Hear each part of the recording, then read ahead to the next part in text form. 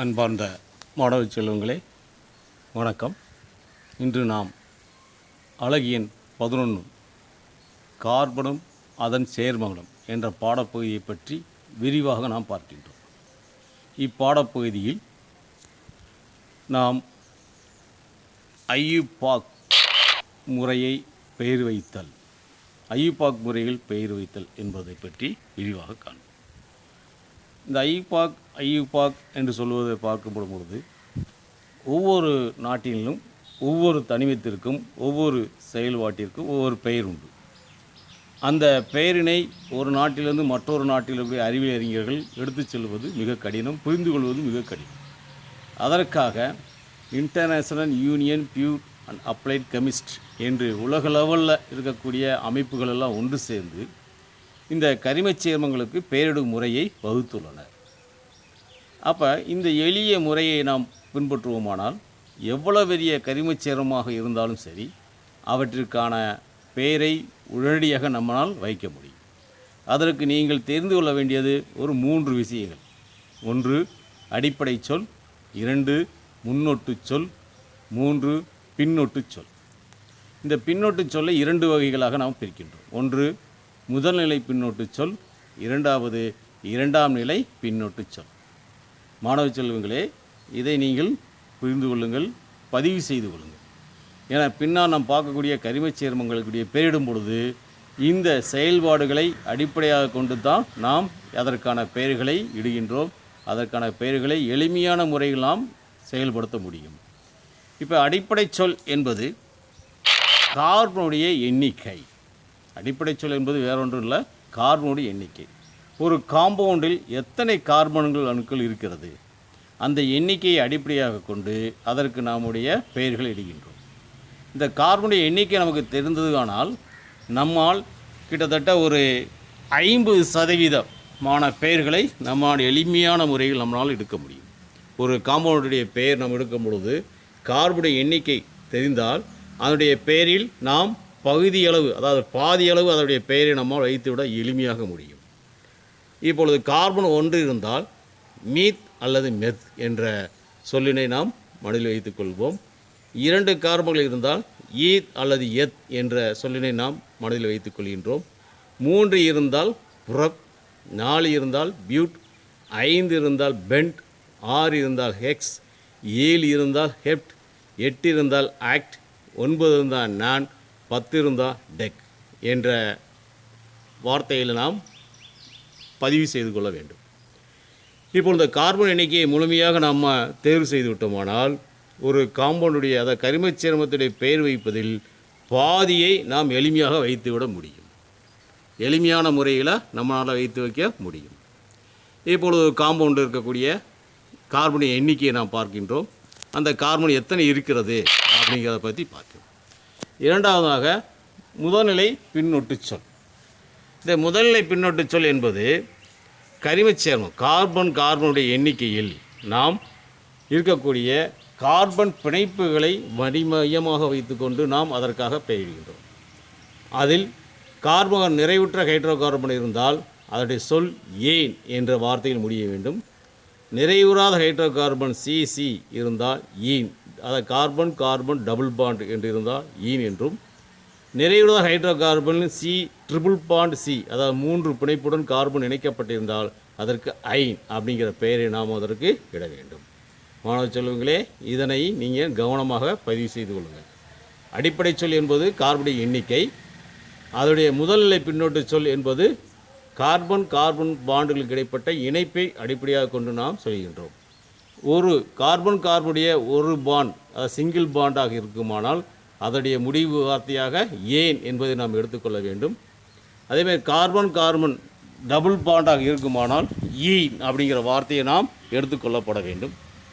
அதே மாதிரி நிறைவுறாக hydro carbon triple bond இருக்குமானால் 3 படிகளை நாம் ஐன் என்று நாம் எடுத்துக்கொள்ள வேண்டும். இவை நாம் முக்கியமாக நம்முடைய மனதில் எடுத்துக்கொள்ள வேண்டும். அவருடைய கார்பனுடைய எண்ணிக்கையை நாம் எடுத்துக்கொள்ள வேண்டும். அதற்கடுத்தாப்புல் இந்த கார்பனுடைய இணைப்புகளை பற்றி நாம் தெளிவாக புரிந்து கொள்ள வேண்டும். இப்பொழுது பார்த்தீங்கன்னா CH4 இங்கே கார்பனுடைய எண்ணிக்கை 1. இந்த கார்பன் எண்ணிக்கை 1 இருப்பதனால் அதுக்கு மீத். இந்த கார்பன் ஹைட்ரஜன் இடைப்பட்ட எண்ணிக்கை, அதாவது முதல் பின்னொட்டு சொல் வந்து சிங்கிள் பாண்ட் இருப்பதால் ஏன் என்று சொல்கிறோம். இப்போ அந்த காம்பவுண்டுடைய பெயர் மீத் கூட்டல் ஏன் மீத்தேன். 2 கார்பன் இருக்கும் பட்சத்தில் ஈத் கூட்டல் ஏன் ஈத்தேன். 3 கார்பன் இருந்தால் புரப் கூட்டல் ஏன் புரப்பேன். 4 இருந்தால் பியூட் கூட்டல் ஏன் பியூட்டேன். 5 இருந்தால் பென் கூட்டல் ஏன் பென்டேன். 6 இருந்தால் ஹெக்ஸ் கூட்டல் ஏன் ஹெக்ஸேன். 7 இருந்தால் ஹெப் கூட்டல் ஏன் ஹெப்டேன். 8 இருந்தால் ஆக்ட் கூட்டல் ஏன் ஆக்டேன். 9 இருந்தால் நான் கூட்டல் ஏன் நானேன். இப்போ இந்த காம்பவுண்ட் இருக்கக்கூடிய அடிப்படை சொல் என்பது கார்பனுடைய எண்ணிக்கை. அது முதல்நிலை பின்னொட்டு சொல் என்பது கார்பன் கார்பன் அல்லது கார்பன் ஹைட்ரஜன் கிடைக்கப்பட்ட பாண்டுகளின் இணைப்புகளின் எண்ணிக்கை. இது எல்லாமே ஒரு பிணைப்பு இருப்பதால், சிங்கிள் பாண்டாக இருப்பதால் அதற்கு முதல்நிலை பின்னொட்டு சொல் ஏன் அப்படிங்கிற வார்த்தையை வைப்பதன் மூலமாக நாம் கரிமச் சேர்மத்துடைய எண்ணிக்கை எவ்வளவு பெரிதாக இருந்தாலும் நம்மால் அவற்றுக்கு பெயர்களை எளிமையான முறையில் வைக்க இயலும் என்பதனை நாம் பார்க்கின்றோம். இப்போ முதல்நிலை பின்னொட்டு சொல் ஒரு காம்பவுண்டுக்கு வந்து பெயரிடம் போடும் பொழுது fluorine, chlorine, bromine, iodine, amine, மீத்தி, ஈத்தி போன்றவை வந்து இருக்கக்கூடிய அந்த CH3 காம்பவுண்டு, CH2 CH3 காம்பவுண்டுகள் இருக்கு வருமானால் அவற்றின் முன்னொட்டு சொல்லாக F வருமானால் ஃப்ளோரோ, Cl வருமானால் குளோரோ, Br வருமானால் புரோமோ, I வருமானால் அயடோ, NH2 வருமானால் அமினோ, CH3 வருமானால் மெத்தில், CH2 CH3 வருமானால் எத்தில் என்ற முன்னொட்டு சொல்களை நாம் தயாரிக்கின்றோம். அடிப்படை சொல் கார்பனுடைய எண்ணிக்கை, முதல்நிலை பின்னொட்டு சொல் அதனுடைய இணைப்பு, கார்பன் கார்பன் இணைப்புகளை அடிப்படையாக வைத்து சொல்கின்றோம். முன்னொட்டு சொல் என்பதற்கான வார்த்தைகளை நாம் எவ்வாறு பெயரிடப்படுகின்றோம் என்பதை நாம் பார்க்கின்றோம். இப்போ இந்த செயல்பாடுகளை வைத்துக்கொண்டு எவ்வளோ பெரிய காம்பவுண்ட் இருந்தாலும் நம்மளால் எளிமையான முறையில் பெயர்கள் வந்து வைக்க முடியும். அதே மாதிரி இரண்டாம் நிலை பின்னொட்டு சொல். இரண்டாம் நிலை பின்னொட்டு சொல் அப்படின்னு எடுத்துக்கிட்டிங்கன்னா வினைச்செயல் தொகுதி. இந்த வினைச்செயல் தொகுதியில் எடுத்துக்கிட்டால் ஆல்கஹால், ஆல்டிகைட், கீட்டோன், கார்பாக்சிலிக் அமிலங்கள் இவை வந்து பின்னொட்டு சொல்லாக இரண்டாம் நிலை பின்னொட்டு சொல்லாக நமக்கு வருகின்றது. இந்த இரண்டாம் நிலை பின்னொட்டு சொல் ஆல்கஹால் இருக்குமானால் ஆல் அப்படிங்கிற பின்னொட்டு சொல்லை நாம் எடுத்துக்கொள்ள வேண்டும். CHO என்றால் ஏல் என்ற பெயரை எடுத்துக்கொள்ள வேண்டும். CO என்றால் ஓன் எடுத்துக்கொள்ள வேண்டும். COH என்றால் ஆயிக் அமிலம் என்று நாம் எடுத்துக்கொள்ள வேண்டும். இவை இரண்டாம் நிலை பின்னொட்டு சொல். முதல்நிலை பின்னொட்டு சொல்லை பொறுத்தவரை கார்பன் கார்பன் இடைப்பட்ட பாண்டின் இணைப்பு, கார்பன் கார்பன் சிங்கிள் பாண்டில், அதாவது தனி ஒரு இணைப்புகள் இருந்தால் ஏன் என்றும், கார்பன் கார்பன் இரு பிணைப்புகள் இருந்தால் ஈன் என்றும், கார்பன் கார்பனுடைய 3 பிணைப்புகள் இருந்தால் ஐன் என்றும் நாம் சொல்கின்றோம்.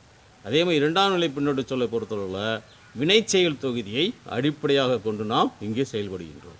வினைச்செயல் தொகுதி OH ஆல்கஹால் தொகுதி இருந்தால் அதனுடைய பின்னொட்டு சொல்லாக ஆல் என்று நாம் சொல்கின்றோம்.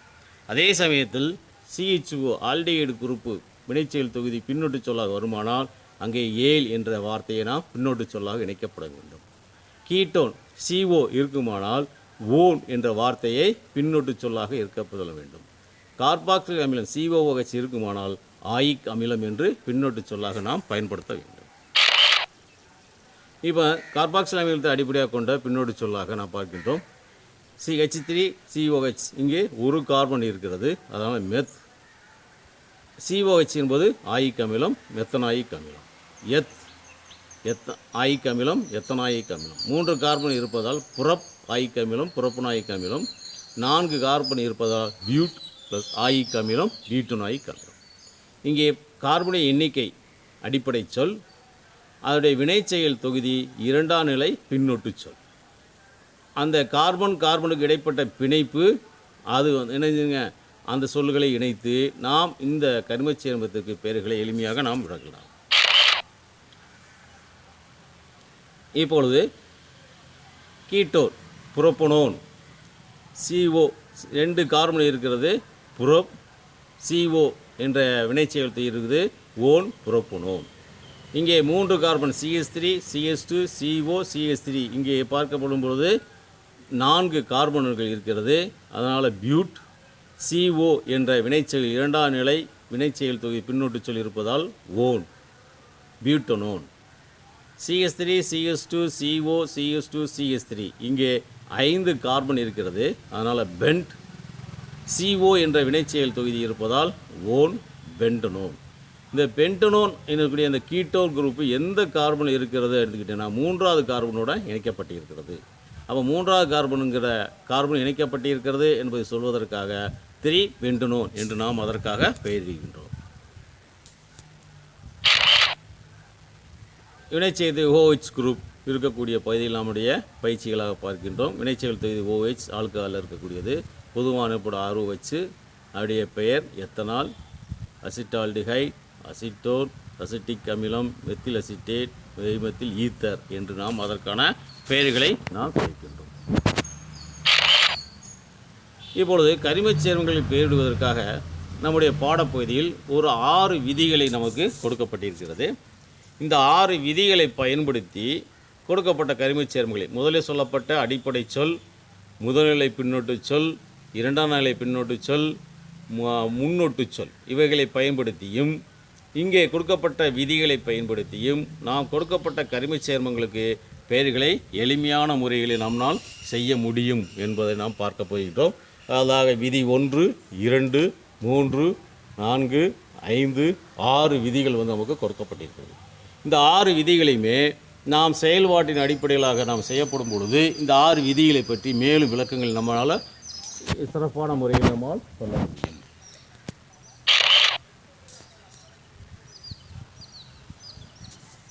இப்போ ஐயுபா பெயர்களை பயன்படுத்தி பெயரிடுதல். எடுத்துக்காட்டு 1 CH3 CH2 CH2 CH2 CH3 என்று கொடுக்கப்பட்டிருக்கிறது.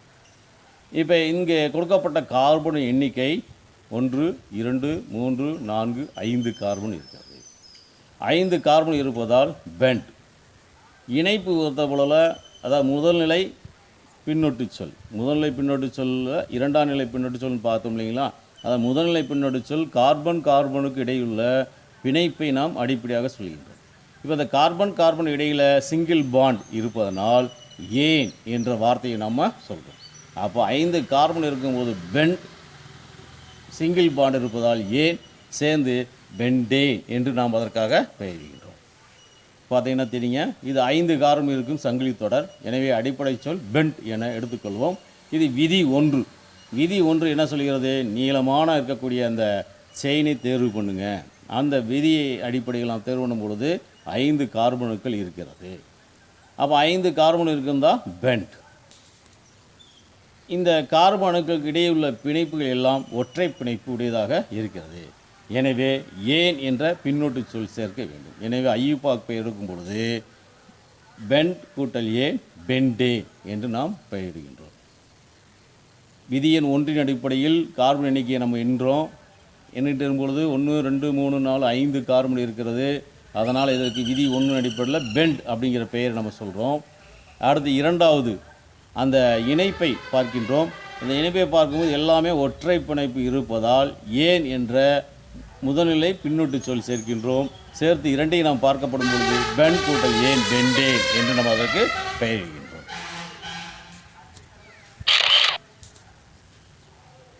எடுத்துக்காட்டு 2 இங்கே பார்த்துக்கொள்ளோம்னா CH3 CH CH3 CH2 CH2 CH3 என்ற காம்பவுண்ட் நமக்கு கொடுக்கப்பட்டிருக்கிறது.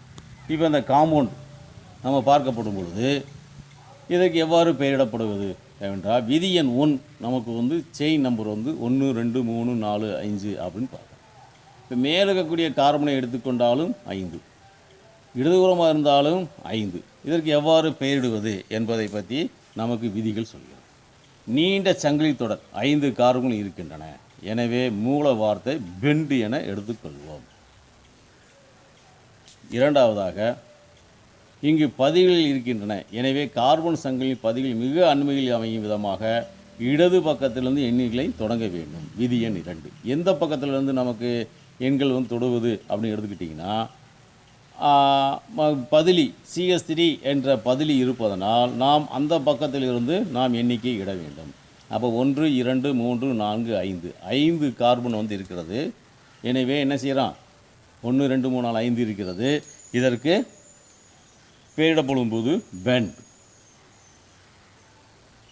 5 கார்பன் இருப்பதால் பெண்டுன்னு சொல்லுகின்றோம். எல்லாமே அணுக்களும் ஒற்றை பிணைப்புடையதால் இருப்பதால் ஏன் என்ற பின்னோட்டு சொல்லை சேர்க்கின்றோம்.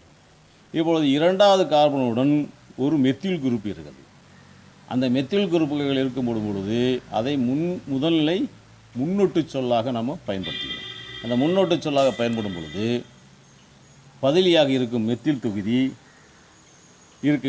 தொகுதி இரண்டாவது கார்பன் அணுவுடன் இணைந்துள்ளதால் அதற்குரிய இடை எண்ணை கொடுக்க வேண்டும். இங்கு இடை எண் 2, எனவே முன்னொட்டு சொல் 2 மெத்தில் ஆகும். இப்போ 5 கார்பன் இருக்கிறது, பெண்டுங்கிற செஞ்சிட்டோம். எல்லாமே சிங்கிள் ஒற்றை பிணைப்பாக இருப்பதால் ஏன் என்று சொல்லியாச்சு. அதனோட பதிலியாக மெத்தில் குரூப் இரண்டாவது கார்பன் இருப்பதால் 2 மெத்தில் அப்படிங்கிற பெயர் சொல்லலாம். இப்போ இந்த காம்பவுண்டுக்கு பேர் 2 மெத்தில் பெண்ட் கூட்டல் ஏன். முதல்நிலை முன்னொட்டு சொல்லை வந்து முதல்ல சேர்க்குறோம், ரெண்டாவது கார்பனுடைய எண்ணிக்கையை சேர்க்குறோம், அதற்கடுத்த போல் பின்னொட்டு சொல்லை சேர்க்கின்றோம். இப்போ முதல் முன்னொட்டு சொல்லுங்க, ரெண்டாவது கார்பனில் ஒரு மெத்தில் குரூப் தான் 2 மெத்தில்.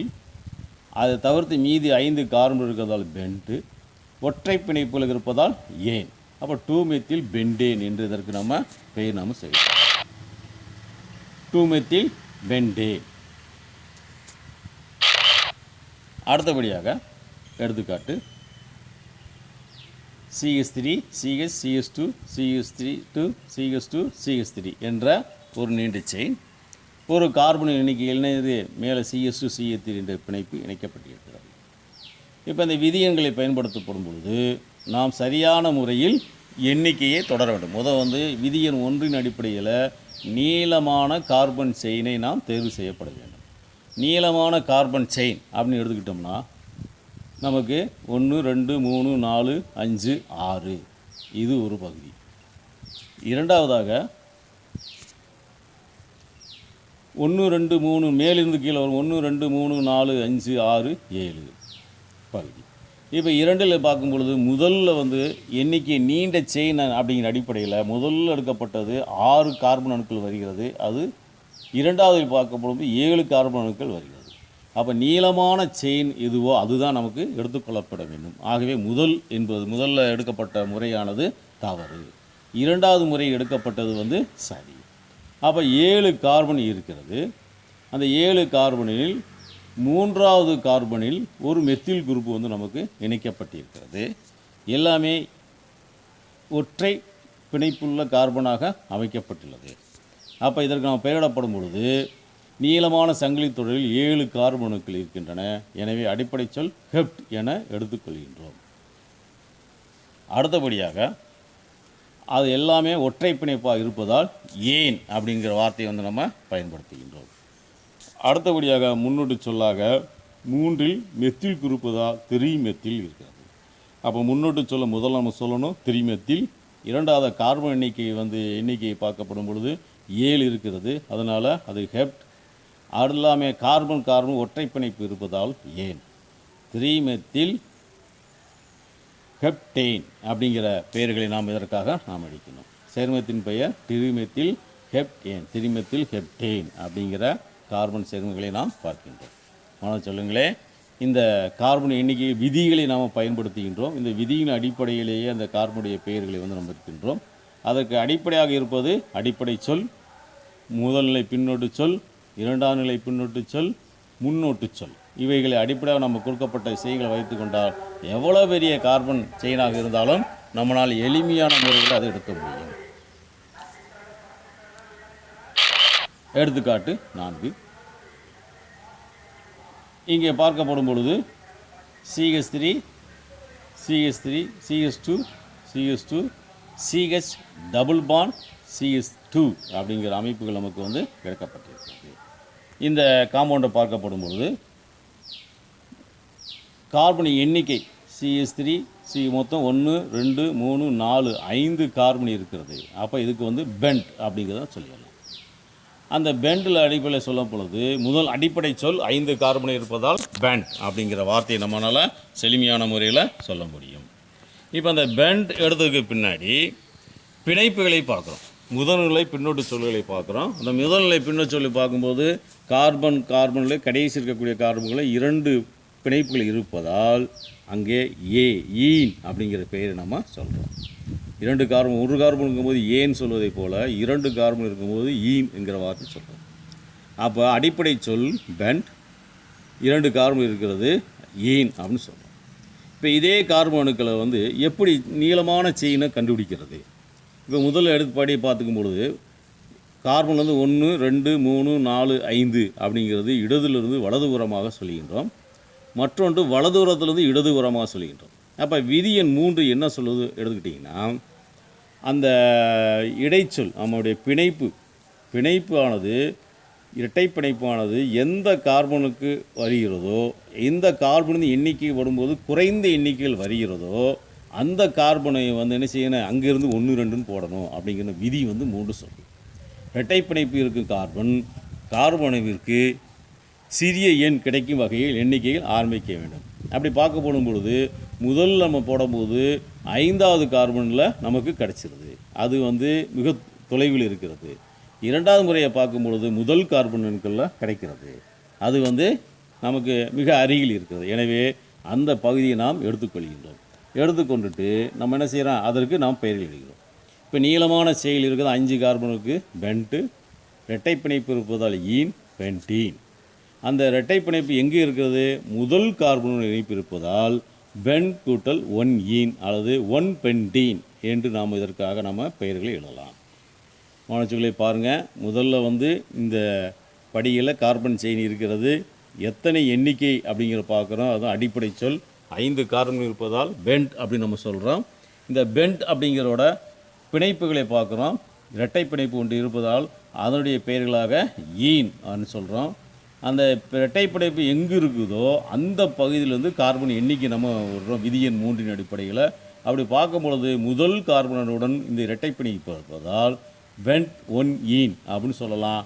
அல்லது பென்டீன் 1 பென்டீன் அப்படின்னு நம்ம இதற்கான பெயர்கள் நம்ம விடலாம்.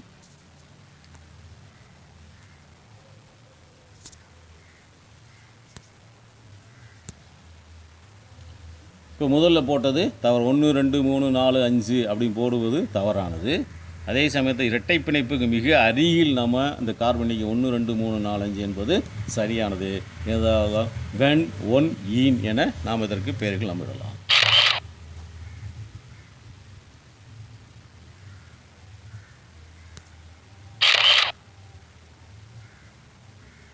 வினைச்செயல் தொகுதி இருக்கக்கூடியவருக்கு கரிமச் சேர்மங்கள் எவ்வாறு பெயரிடுவது என்பதை பற்றி நம்ம இந்த பகுதிகளை பார்க்கிறோம். இந்த வினைச்செயல் தொகுதி நம்முடைய கார்பன் எண்ணிக்கை அடிப்படை சொல் நம்ம எடுத்துக்கிட்டோம்னா எவ்வளோ பெரிய காம்பவுண்டாக இருந்தாலும் சரி, அது எது இணைந்திருந்தாலும் சரி, அந்த கார்பன் எண்ணிக்கை தான் அடிப்படை சொல். இப்போ இங்கே பார்க்கப்படும் பொழுது CH3 CH2 CH2 OH என்ற காம்பவுண்ட் இருக்கிறது. இங்கே எடுத்துக்கிட்டோம்னா கார்பன் எண்ணிக்கை 1 2 3, இது 3 கார்பன் இருக்கும் சங்கிலி தொடர். எனவே அடிப்படை சொல் நமக்கு புறம் அப்படிங்கிற அடிப்படை சொல்லாக இருக்கிறது. இரண்டாக கார்பனுக்கு இடையே உள்ள பிணைப்புகள் எல்லாமே ஒற்றை பிணைப்புகளாக நமக்கு எழுந்திருக்கு. அதனால் ஏன் என்ற முதன்மை பின்னோட்டு சொல்லை நம்ம சேர்க்கிறோம். இந்த கார்பன் சங்கிலி தொடர் நம்ம பார்க்கப்படும் பொழுது வினைச்செயல் தொகுதி எந்த கார்பனும் இணைந்து இருக்கிறதோ அந்த பகுதியில் குறைவான எண்ணிக்கையாக நம்ம இடப்பட வேண்டும் என்று விதி 3 பார்த்துருக்கோம். அப்படி பார்க்கும்போது வினைச்செயல் தொகுதி OHங்கிற கார்பன் இணைக்கப்பட்டிருக்கு.